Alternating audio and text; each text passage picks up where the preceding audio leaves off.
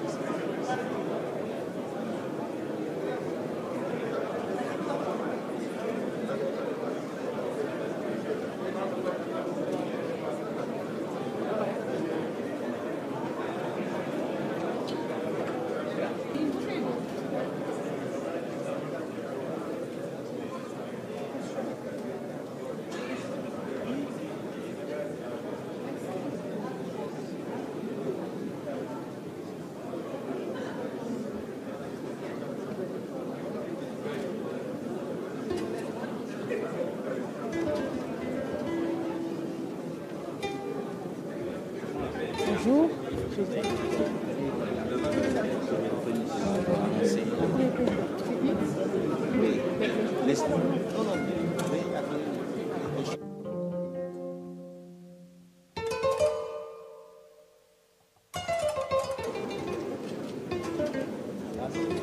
C'est bon?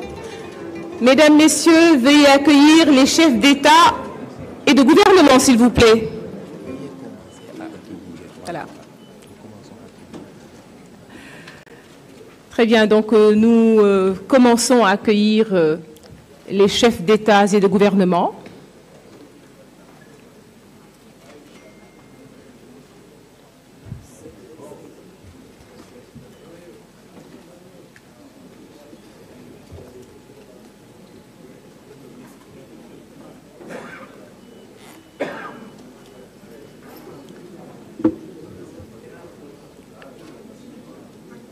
Nous souhaitons la bienvenue aux chefs d'État et de gouvernement.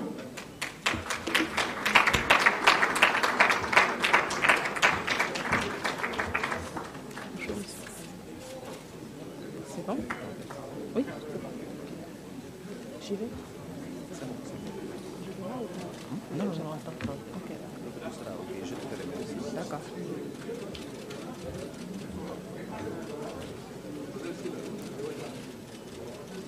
Les chefs d'État et de gouvernement en compagnie de son Excellence Monsieur Macky Sall, président de la République du Sénégal.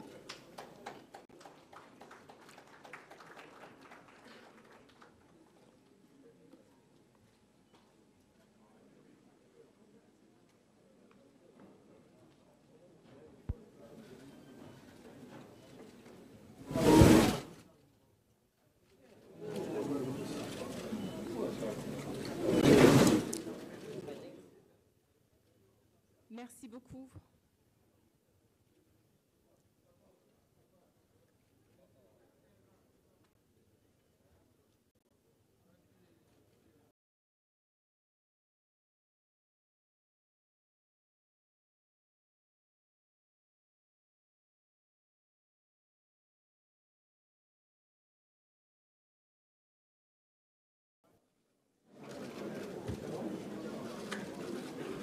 Merci beaucoup, messieurs et madame de la presse. Merci beaucoup. Nous allons démarrer la cérémonie.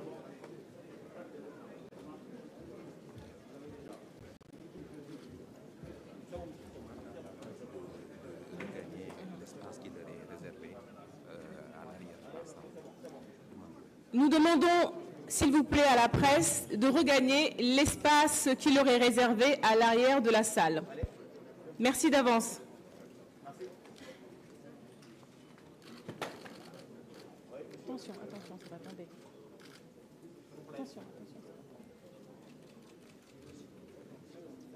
Merci, chers confrères et consoeurs, de regagner vos places à l'arrière de la salle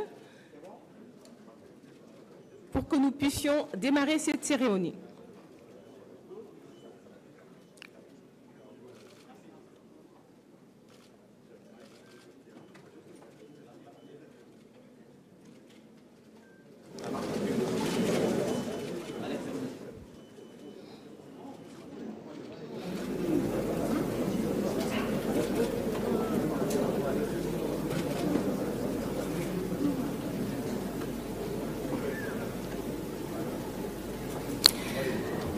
Merci beaucoup. Je suis Dr Nafissatou Diouf et je suis très ravie d'être la maîtresse de cérémonie de ce haut sommet.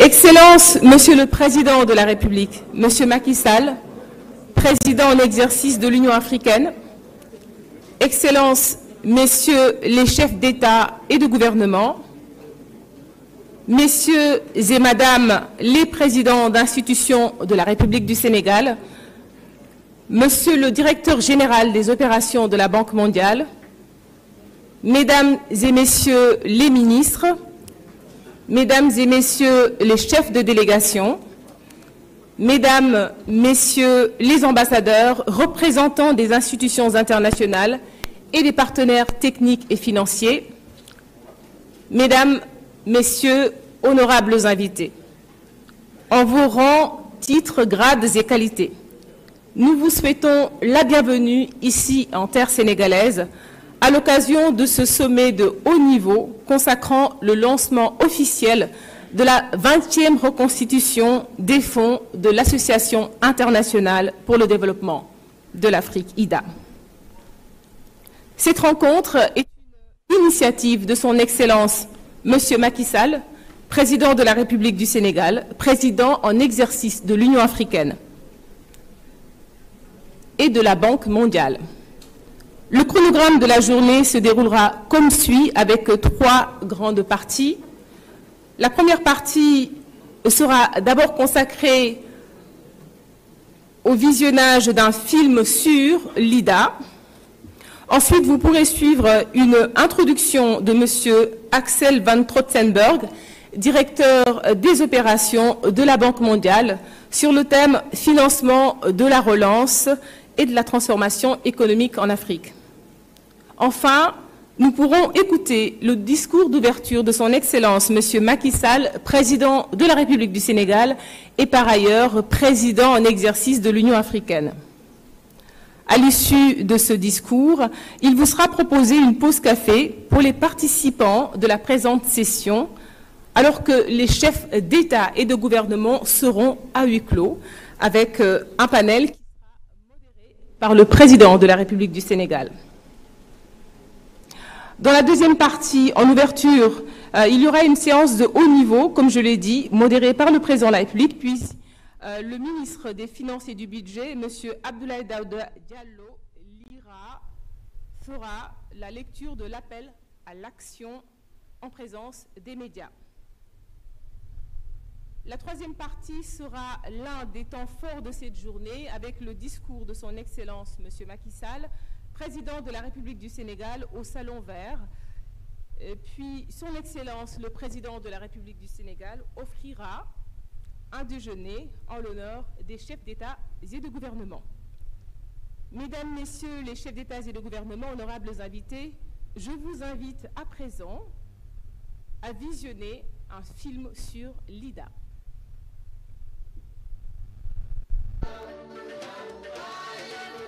Diversité, jeunesse, force, résilience, c'est l'Afrique. Un continent débordant de potentiel, comptant d'importantes réalisations en matière de développement et résolu à relever tous les défis. L'Association internationale de développement, aussi connue sous son sigle anglais IDA, est un partenaire de longue date de l'Afrique.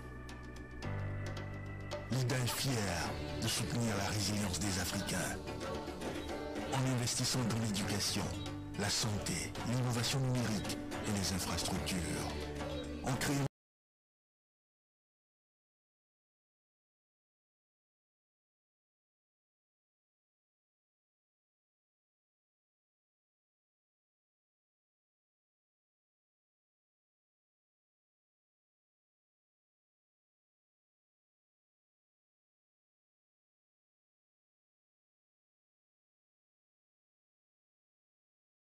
résultats probants à travers toute l'Afrique. Aujourd'hui, face aux multiples crises mondiales, l'IDA est plus que jamais déterminée à travailler avec les pays pour relever leurs défis de développement.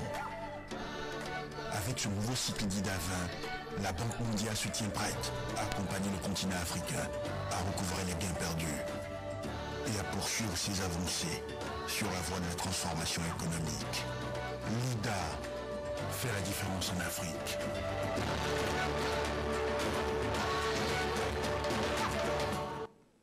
Je vous prie d'applaudir, s'il vous plaît.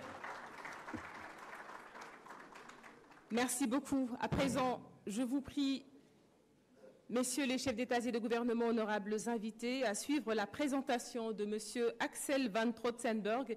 Il est le directeur général des opérations de la Banque mondiale. Sous vos applaudissements, s'il vous plaît.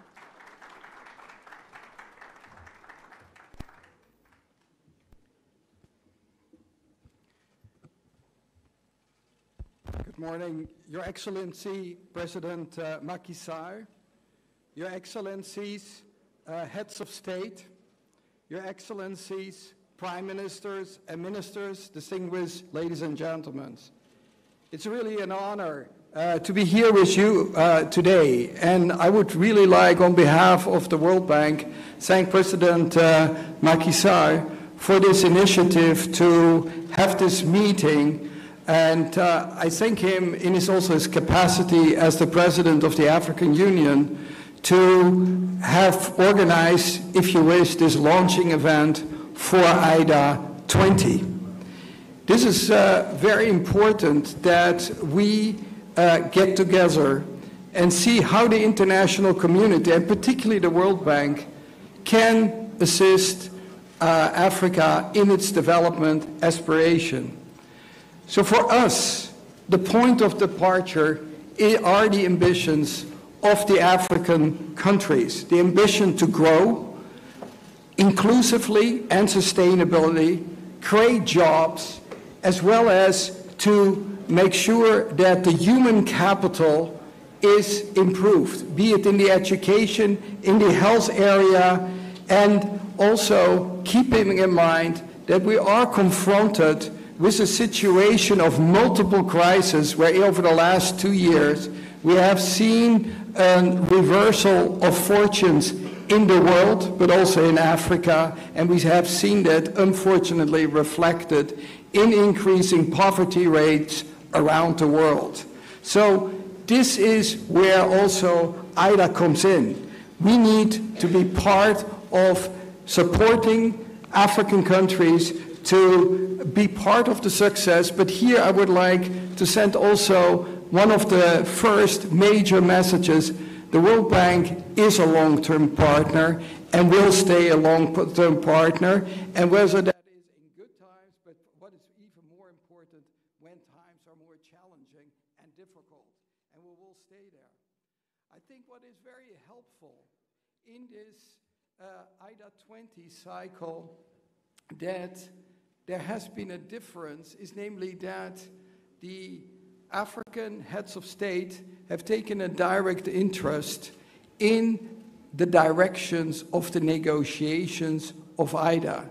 And that started last year when we had decided that with the IDA 19 resources, we should truncate the normally 3-year period in 2 years, given the crisis and given the needs of the continent to need more resources. So therefore we needed to negotiate early the IDA 20. What was particularly helpful was that Mr. Alassane Ouattara offered to organize a summit in July of last year to discuss also the strategic directions that IDA 20 may take. And there we created the Abidjan Declaration that was actually very, very helpful to help negotiate the policy package. And I would like to mention particularly a couple of ideas that were ultimately reflected in the package. One is jobs, jobs, jobs. This came everywhere. there is an incredible challenge. Every year, millions of young Africans are entering the labor market, and not always all the jobs are available. So a huge emphasis on this. Another thing where we have been learning a lot from yourselves is the emphasis over regional integration. You recently included an important trade pact, and the reason is that regional integration could be a motor for growth, needs to be supported, and that was in there. I thank you for that strong participation, because I think that the package became better as a result of that. The negotiations ultimately resulted in a $93 billion package that over the next 3 years, and of which about 23.5 billion were through contributions by donors. Now, I know that a lot of donors are linked by video conference, so let me also thank them for their continued strong commitment, their also engagement with their parliaments to ensure the package that we could negotiate. So a sincere thank you to all the donors who are linked up. But also what was important, that during the negotiations, we benefited from the borrower representatives. Half of the borrower representatives are from Africa, and they made sure that these things that were also reflected in the Abidjan Declaration were ultimately in the package. And I think here I would like to also mention something that is more challenging, and that is particularly the countries that are confronted by fragility. And one of the big problems is that once countries are engaged in conflict, or where fragility is, many are withdrawing their support. The World Bank took a different decision. Instead, fragility requires more support, continued support, not walking away. And just to give you a sense, the last fiscal year for the Horn of Africa and the Sahel, we provided about $10 billion of support. And I think that is what needs to be seen, is that we need to stay engaged. In general, I think I would like to make another important point of the evolving nature of IDA. IDA was created in 1960 essentially to deal with particularly challenges in Asia, particularly India. But now, over the last 20 years, it has systematically moved towards Africa. Just to give you a sense, in around 2000, we provided about 15% of our resources, of our total resources. This is only the IDA resource. We have also IBRD resources. Those were going to Africa. Last year, it was almost half. And so it is very clear that this is going to stay. And what is even more important, in the case of IDA, we're getting close to $30 billion. But what is most important is that of the package that was negotiated, the $93 billion, 70% will go to Africa. Our expectation is that it will go, and so the big challenge, and therefore I'm happy that we have this meeting, is we are launching this implementation, so there will be a lot of hard work ahead of us. But what we would like to discuss also with you, how can we best strategically use these $65 billion to the maximum benefit of the continent? And there are, I think, strategic choices to do a little bit more of everything, or you say we need to more strategically invest in certain activities. And your guidance and your discussion would be very appreciated, because that is what we need. Now then the hard work comes. What we have also said, operationally, you cannot work out of Washington. It is important to have an office in Washington. Most important is to have a presence in all of the African continents, and we're happy that we have it. We have right now 1,800 people on the ground working from Dakar to Dar es Salaam, from Addis to Joburg.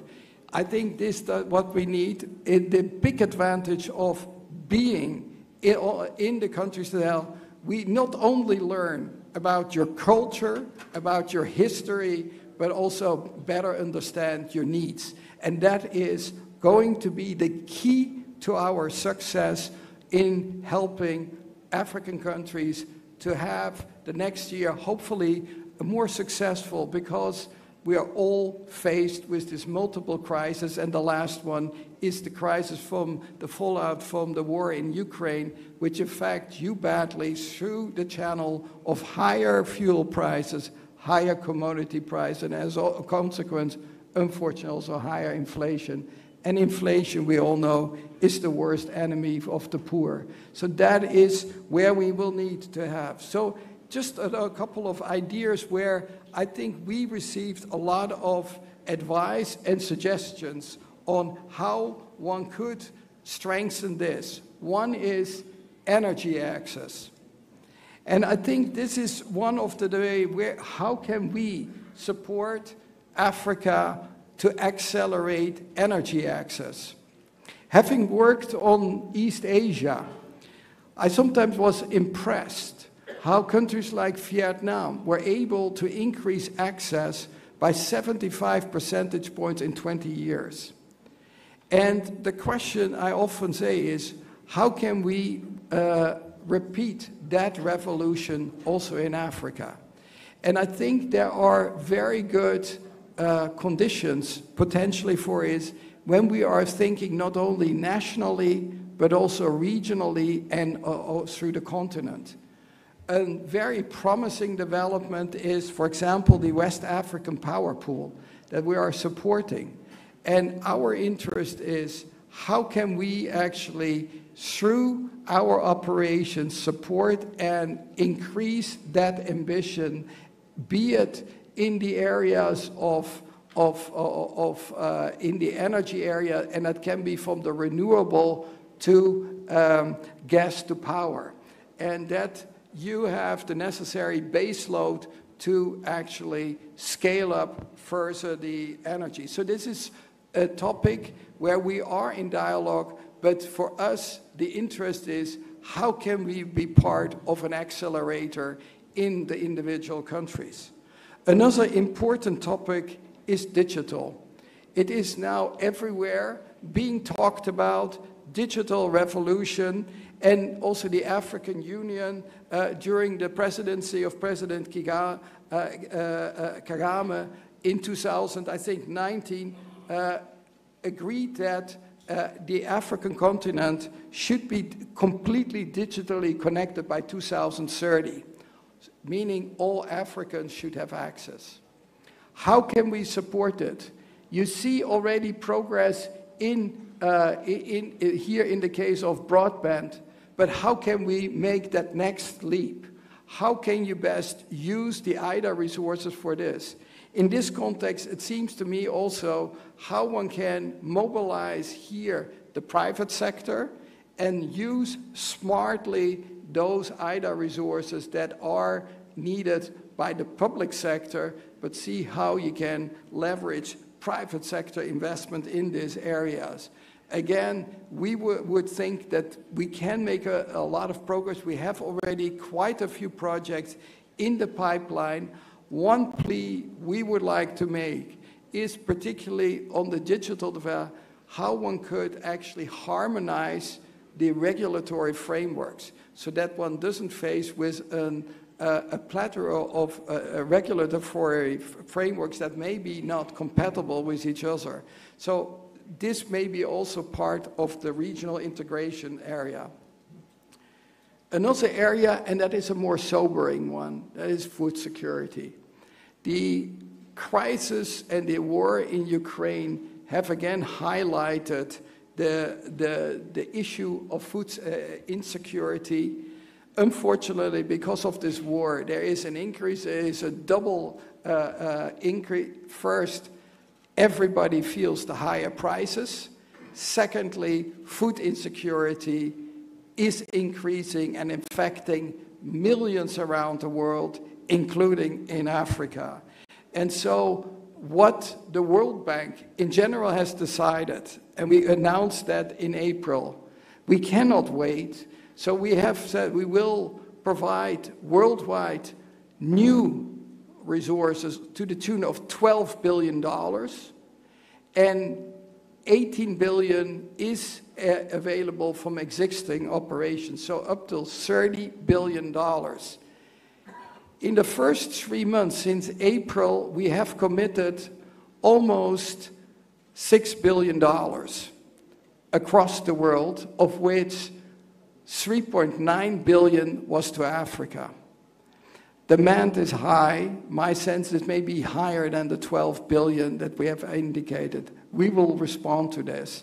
And what I think is important in this context, we have to have a dual track approach. We have to respond to crisis as well as to the long-term needs, meaning that we have to work towards long-term reduction of food insecurity, and that means better resilience, better agricultural systems.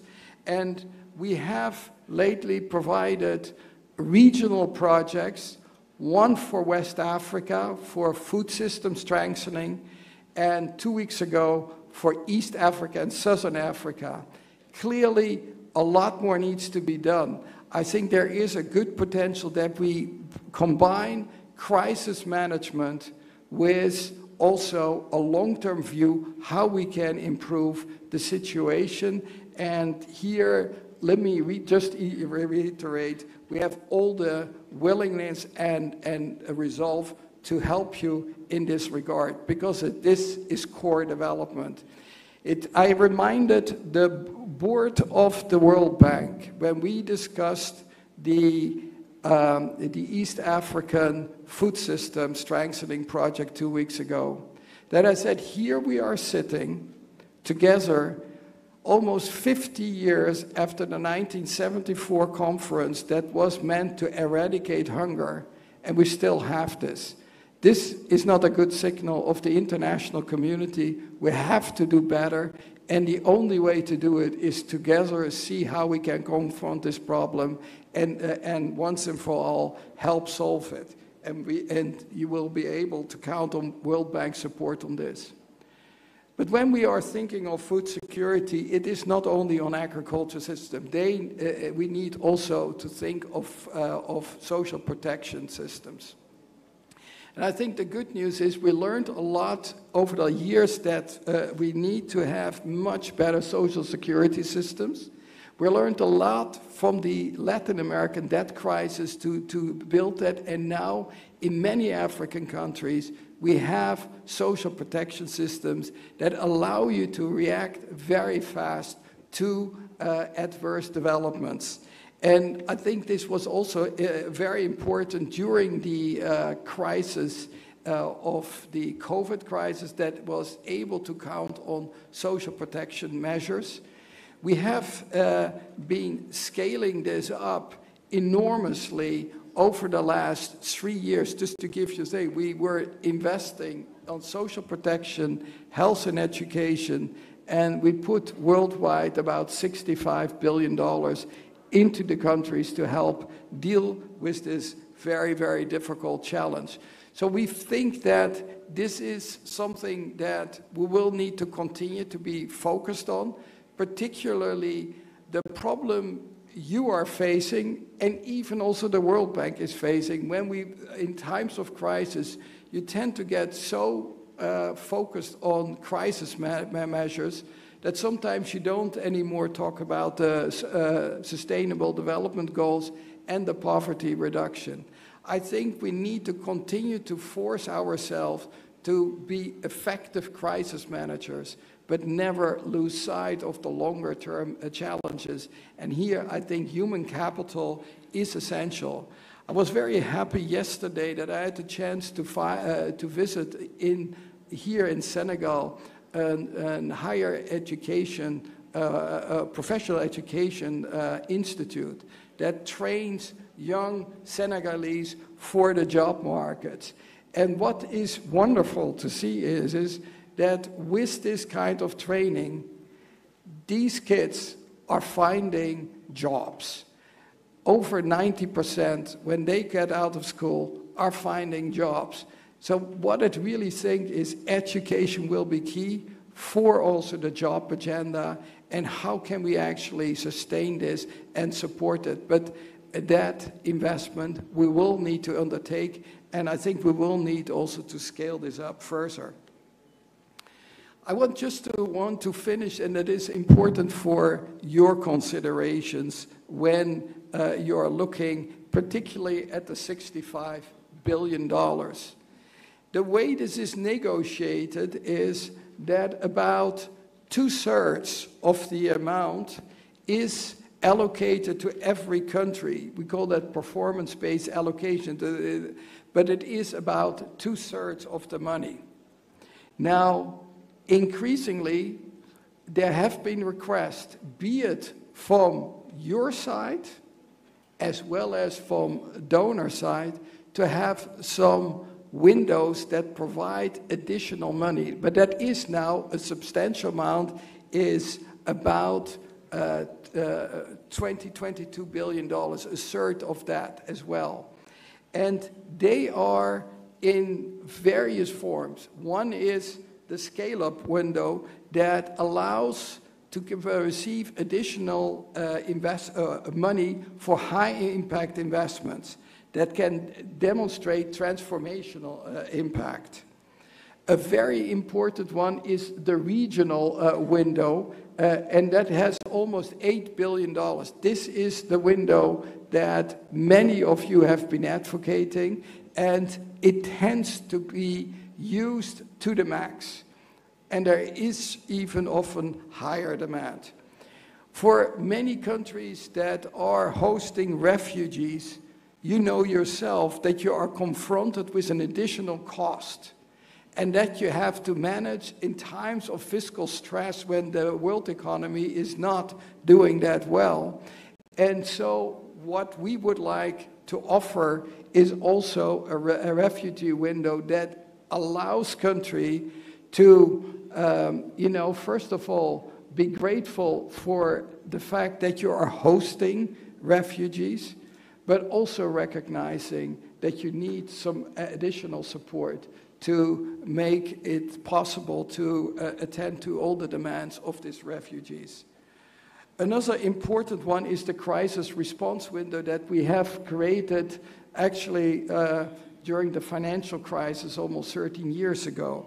This window is extremely in high demand, and certainly now, for example, with the food crisis, that many of you are facing not only fiscal stress, balance of state payment stress. So you see these extra costs are directly translated in a higher fiscal deficit, and for that you need additional support. Finally, we have also a private sector window, and then the whole idea is that when people are talking about private sector investment, it talks easily, but then everybody wants to be de-risked. And so, in the end, you are in a vicious circle. What we have said to our private sector arm, that is the IFC, and directed by a Senegalese, by Makta Diop, he and I go back a long time. We have worked very closely, but what is most important is it may help investments to de-risk. And that is very important. I think they are using these resources fully. I would only advise be aggressive on that, to use them. On the windows in general, what I say, all of you are sitting here, but in those there's competition. Because basically, I'm always say, use it or lose it. So one of the important things is that these resources are going to where the demand is, and if you have a lot of demand, then indeed you can use a lot of these resources. Let me just say this, that we are very excited about the support we have been receiving from you politically, through also your finance ministers, through your other sectoral ministers in developing the work, because it is one thing to talk about it, it is the other to really develop the projects. And we have been impressed.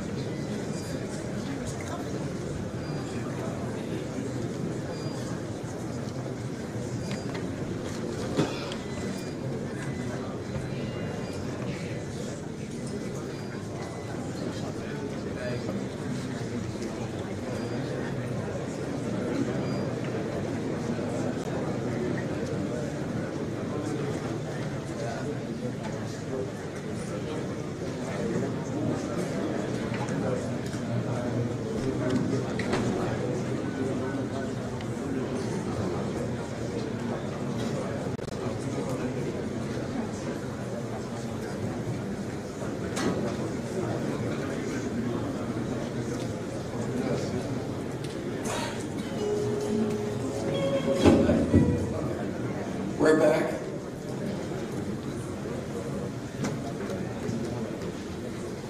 Let me just finish by this, that as I mentioned, this has required an incredible amount of cooperation, and I think I just want to recognize, and hopefully you can also convey that to your teams, that this requires a lot of close collaboration. And we have actually been felt privileged to have this commitment during times of COVID, where people have been working from home through their iPads to prepare the projects. So I think this is something to build on, and we are looking forward to work closely on this.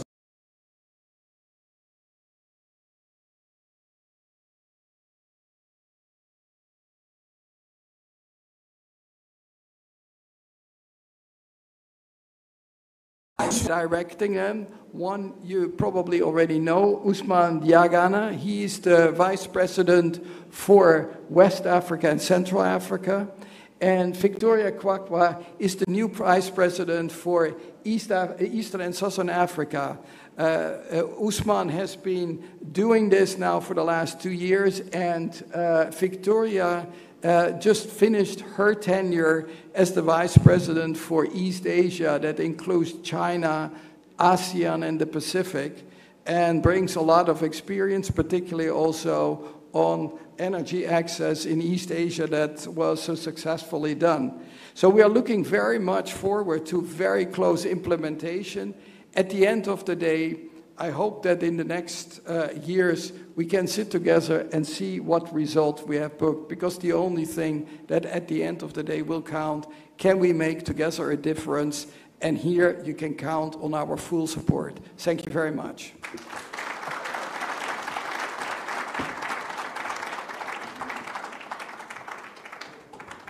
Merci beaucoup à Monsieur le Directeur Général des Opérations de la Banque mondiale, Monsieur Axel van Trottenberg, qui faisait une présentation sur les financements de la relance et de la transformation économique en Afrique. Il est revenu sur l'importance pour l'ensemble des parties prenantes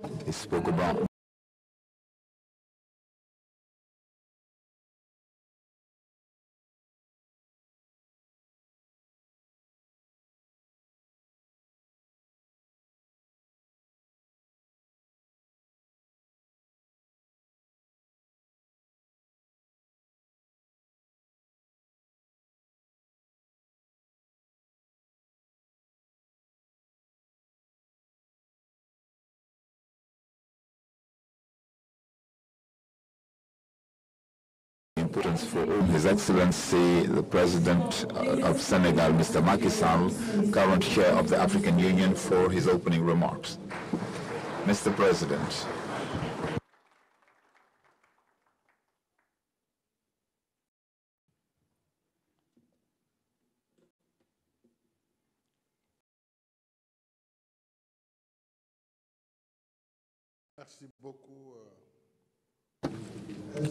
Thank you very much. Excellency President Denis Sassou Nguesso, President of the Republic of Congo, Excellency President Muhammadu Buhari, President of the Federal Republic of Nigeria, thank you for your presence. Thank you also to His Excellency George Maniweya, President of the Republic of Liberia. Thank you, Excellency Mr. Julius Madabio, President of the Republic of Sierra Leone. Thank you and welcome to His Excellency Mr. Omaro Sissoko Embalo, President of the Republic of Guinea-Bissau. Thank you to His Excellency, Her Excellency, Madam Samia Tolu Hassan, President of the United Republic of Tanzania. Thank you also to the Vice President of Cote d'Ivoire, to the Vice President of Zambia, to the Prime Minister of Equatorial Guinea, to the Prime Minister of Madagascar, to, I should say, Executive Prime Minister, and thank you above all to attending today for grace this significant gathering with the President. Thank you to Axel, Director General of Operations at the World Bank. Ladies and gentlemen, the Vice President for West and Central Africa, for East Africa, East and Southern Africa.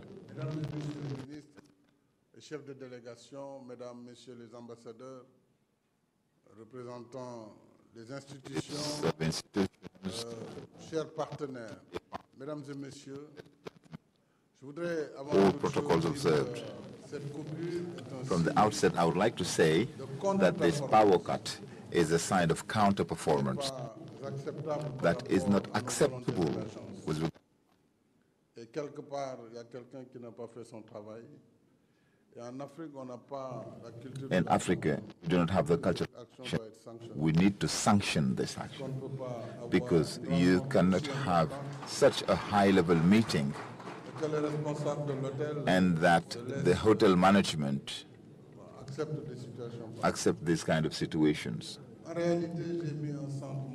In actual fact, I have built a modern center in Jamnajo, but because of the Eid, the Muslim sacrifice, holiday is approaching and there will be a lot of traffic. We wanted to keep you here in Dakar, but I think that the protocol has to take care of this kind of incident once and for all. This is not tolerable. If you want to make progress, we need to sanction people when they don't do their job.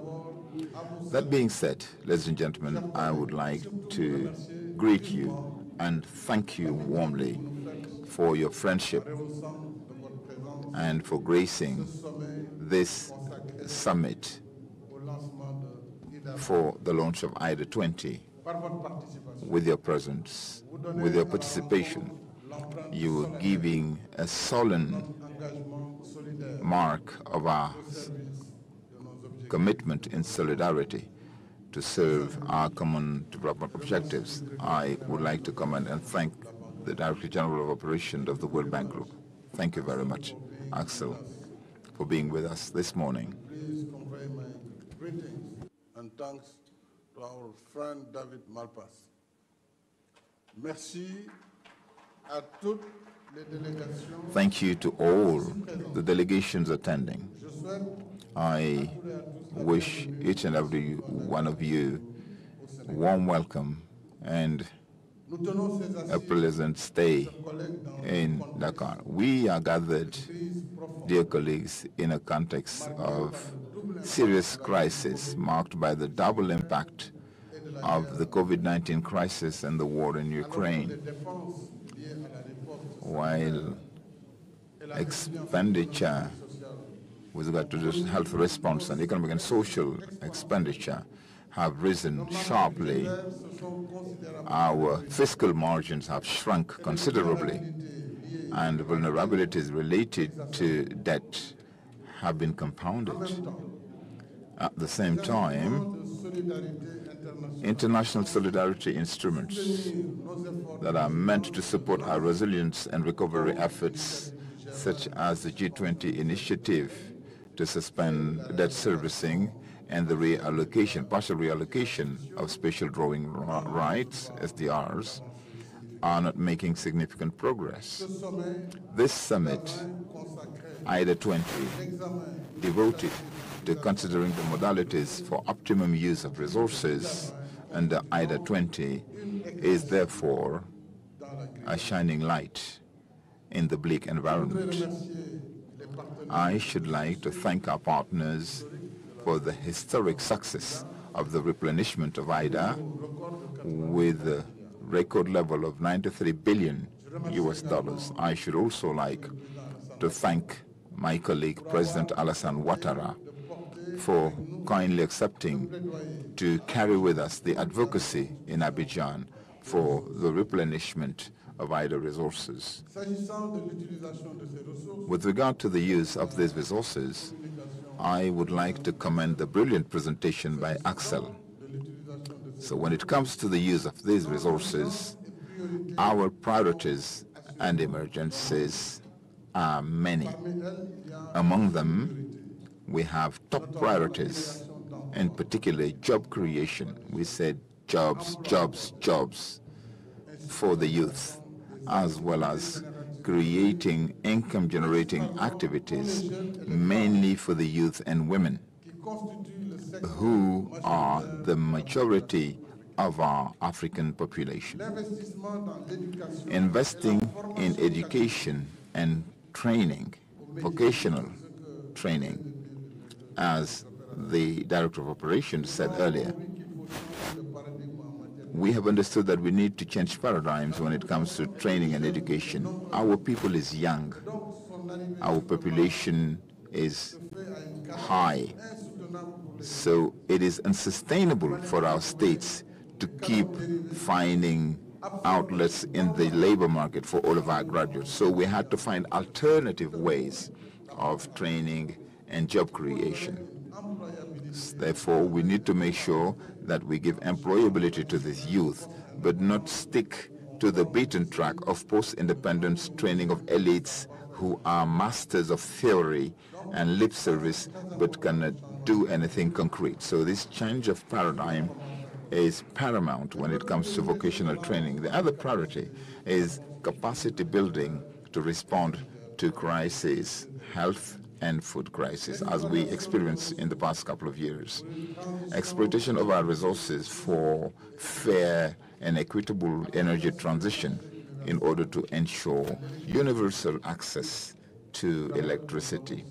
I would like to recall that we have 600 million Africans without access to electricity. We also need to support industrialization in our countries. That's why I would like to commend the decision made yesterday by the European Parliament. Since January, we have been making efforts and calling for fair transition, energy transition, so that gas can be accepted as a clean energy, so that Africa can use gas in order to use gas to power and transition to cleaner energy. Africans are strongly committed to renewable energy, but renewable energy alone cannot support democracy in a country, development in a country rather. So we need a basic supply of fuel, and it's either fossil fuel, nuclear fuel, or gas.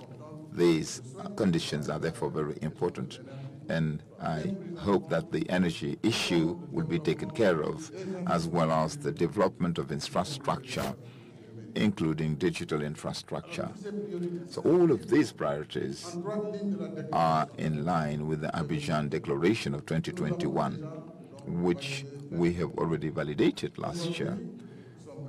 We are now gathered in Dakar so that the replenishment of IDA 20, which was a success, that through the Dakar Declaration, we can use this as a call to action so that in the use and in the short space of time we can absorb IDA 20 resources. I am saying this because this record mobilization finds considerable amounts that have not been absorbed from previous IDA. Some talk about 60 billion. I don't know whether it's the right figure. If that is true, then we already have in our coffers 60 billion that have not been absorbed. Why? Sometimes states lack capacity for absorption. Sometimes the very procedures for the use of IDA 20 are obsolete. We have, together with you, to design new mechanisms in order to leverage this money that we really need and that is dormant. It needs to be used. But if we stay on the beaten track, even with 93 billion, in 2 years' time we will say that we have 15%, 20% absorption rate. That is a problem.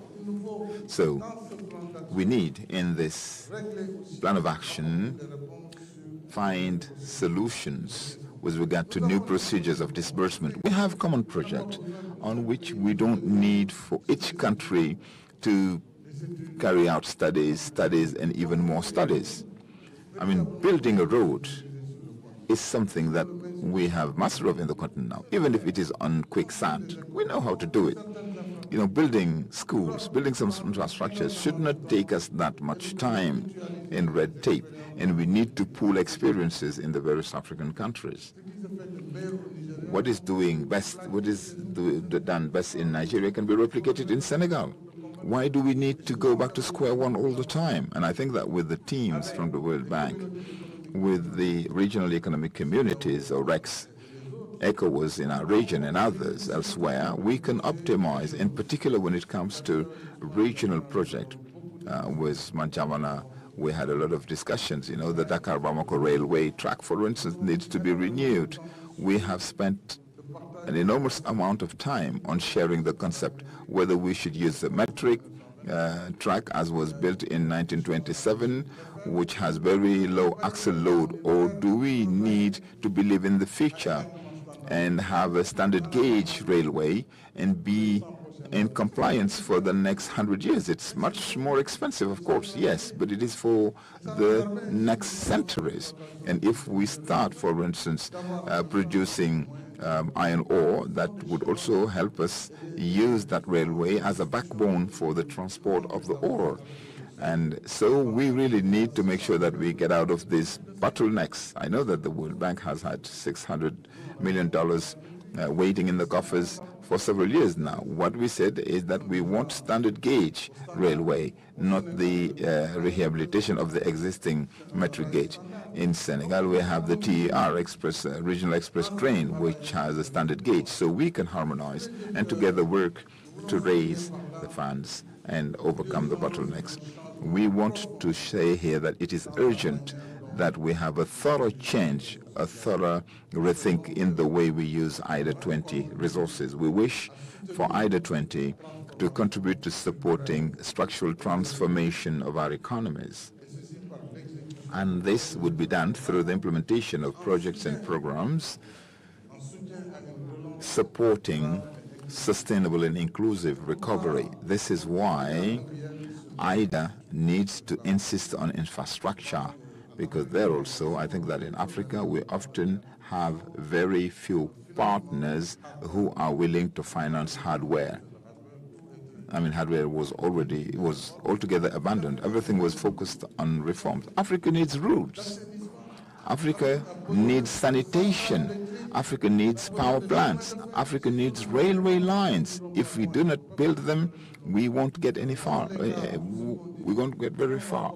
So how are we going to make the African Free Trade Zone a reality if we still have these bottlenecks. I mean, traveling from one African country to the other, that should not take you more than 3 hours. You spend 2 days, traveling. These are the priorities that we really need to tackle. I wish that at least regional railway lines and regional road networks be areas where we make real progress. This is what is going to open the way to integration among African countries and develop intra-African trade. Without waiting for too long, we have to work to achieve food self-sufficiency by investing more in production in agricultural value chains. We have a lot of loss, post-harvest loss, from small farms, smallholder farms, to large-scale production, including agribusiness. So we really need to work on the value chains from the farm to the table, as we say. This is what is going to help us better resist. At the G7 meeting, as I guess I was saying last time, that the truth of the matter is that we've been discussing wheat produced by Ukraine and Russia, but we produce much more in Africa. Let's take into consideration all cereals produced in Africa. It's 5 times more than what we are imported. But we are behaving as if Africa was importing everything that it eats. That's not true. We have here 4 million tons of cereals produced locally. Rice, maize, millet, and the list goes on. Nigeria produces cassava and other tubers. Each country produces a lot of yam. This is the staple food of Africa. But clearly, we are still depending on the production of wheat, producing wheat flour because we like bread. Unfortunately, we do not have enough wheat on the continent. But to fight against that dependence, I would suggest that we build on the capacity to produce fertilizers on the continent. That's what we need more than anything else. We should have our capacity to produce our fertilizers. Nigeria, for instance, is one of the few countries producing enough urea because they have developed that industry. Senegal as well has a chemical industry that produces fertilizers, NPK fertilizers, because we do have P, phosphate. We have to get nitrogen and potassium. That's where we all depend. K is coming from Russia, Canada, very few countries that have mines of potassium. If you help us turn Africa into something resilient to produce fertilizers, we would necessarily be more resilient food-wise and agriculture-wise. And of course, there's something that is of the essence, controlling water resources, controlling land resources. That's something that we experience in all our countries. But what we really need is proper inputs, good quality seeds, fertilizers. We need to control our water resources because we have 60% of arable land across the world. We shouldn't be talking about famine in Africa. We need resources in the agricultural sector. And we are happy to see that IDE 20 has considered that the food crisis is one of our priorities. And this indeed recalls how important food self-sufficiency is for our countries. In addition to that, we have to keep investing more and better in human capital through these overarching pillars: education, vocational training, but particularly health. We need more schools. We need more vocational centers, more universities and health facilities in order to build up a productive human capital that would be more resilient. By the same token, it's needed to support the emergence of a national private sector that would be sustainable, particularly the culture of entrepreneurship through innovating funding resources. In Senegal, for instance, we have a board for rapid entrepreneurship for women and youth, which is a single window system to promote entrepreneurship, the empowerment of women, and the financing of youth projects with soft conditions, because these youth and women do not have the collaterals required by the banking industry. This is a pattern that we can share. It works quite well, but it needs resources. We need to set up private sector promotion windows of IDA to support this innovating type of mechanism. That would be a good way to contribute to fighting social inequalities, supporting women, and supporting the youth that are creative, ambitious, determined, but just like I told you, they cannot access mainstream banking networks. Now, support to the energy transition. This remains a priority for our countries. We are happy to see that we are more reasonable about it, and in line with the Paris Agreement on climate, our countries are committed in implementing policies of energy mix that would match our development priorities. We wanted to keep investing in sources of energy with a low carbon emission that applies to gas. We need to participate to the global effort to control global warming in line with the feeling of differentiated and common responsibility that we have in respect of gas emission. I'm not going to take you back to everything that we said in respect of the International Energy Agency, which in its report has shown that even if Africa would leverage for 30 years all its gas, more than 5,000 billion cubic meters, the emissions that would come out of that consumption over a period of 30 years wouldn't be more than additional 0.5%. So in total, the CO2 emission rate would be 3.5. So Africa is not the continent that pollutes most. But we need to commend the positive developments seen in the partner institutions and countries when it comes to funding gas projects. We are happy to introduce our project, gas to power project, to change all our fuel power stations into gas power stations in order to bring down the level of emissions and cut down the cost of electricity in our countries. Dear colleagues, I've been long. I'm sorry about that. What I'm trying to say is that in coping with our emergencies and priorities, the maximum use of IDA funding is something real. We need budget arrangements that would be relevant in our countries for economic recovery and resilience policies. And for that, in the name of all heads of state, I would like to ask to all IDA partners not to consider that the use of conventional resources are debts. This will extensively and intensively improve the level of deficit. If in our deficit we do not compute IDA concessional resources over a period of 30, 50 years, we will definitely release a space that will be used to resource agriculture health.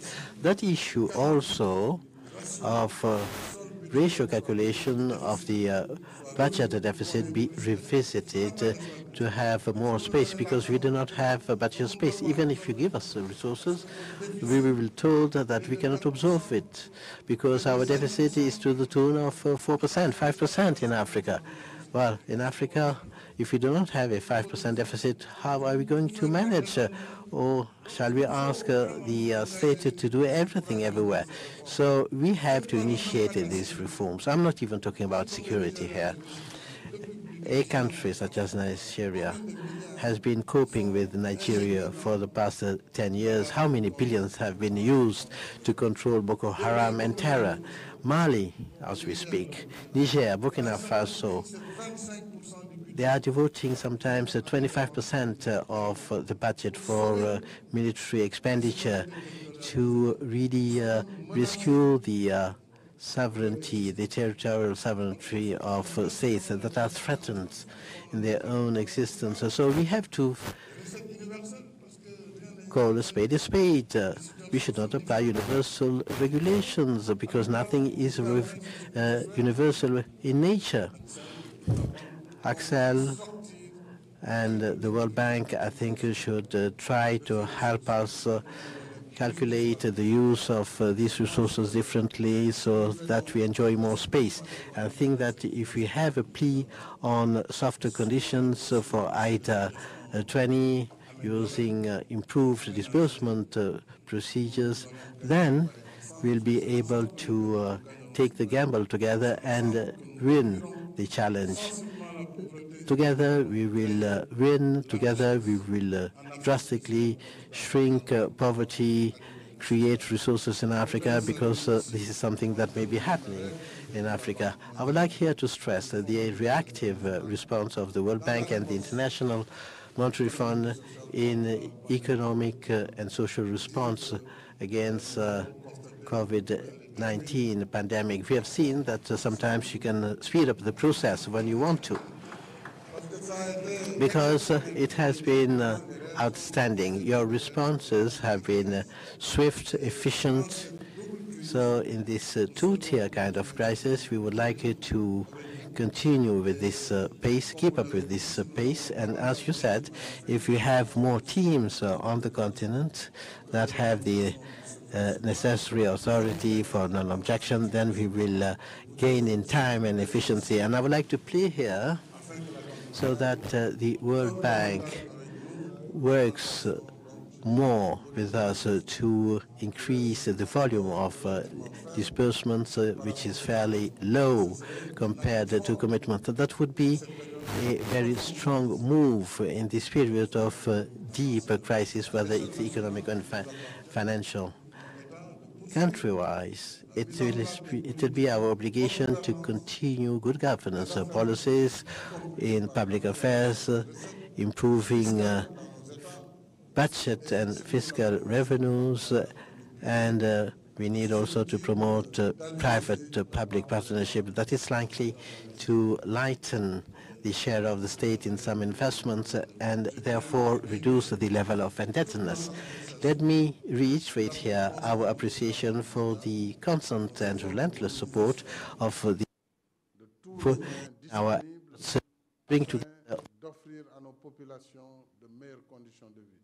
Et c'est la finalité même de l'IDA, et c'est la raison d'être de ce sommet dont je déclare maintenant ouvert les travaux, et je vous remercie de votre aimable attention. That's the reason why we have this summit conference that I declare open. Thank you very much.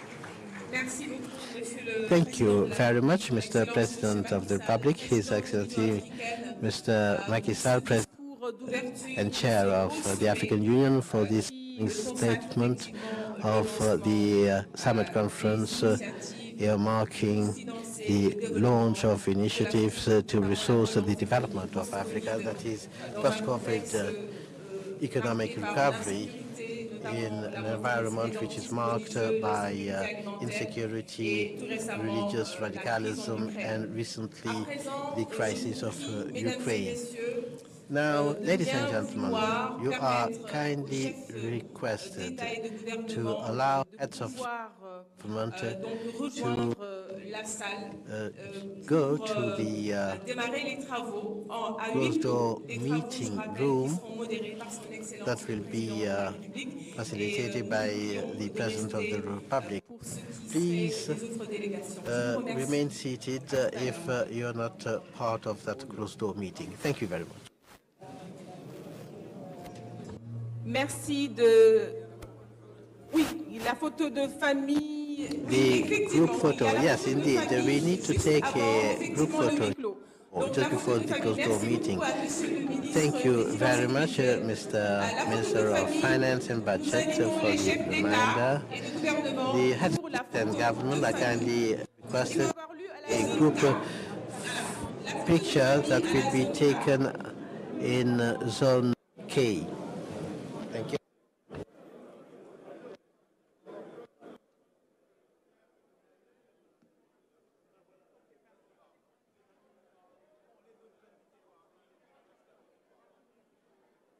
Les autres invités sont invités, voilà, à rejoindre la pause café juste dans le hall de la salle flamboyant. Donc en sortant juste pour la pause café. Merci.